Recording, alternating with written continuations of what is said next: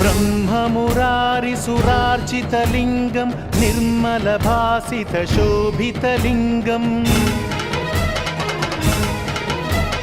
जन्मज दुःखविनाशकलिङ्गं तत्प्रणमामि सदा शिवलिङ्गम्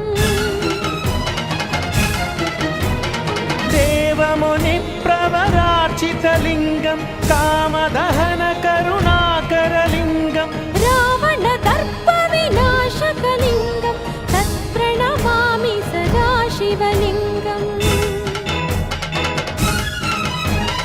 सर्वसुगन्धसुलेपितलिङ्गं बुद्धिविवर्धनकारणलिङ्गम् सिद्धसुरा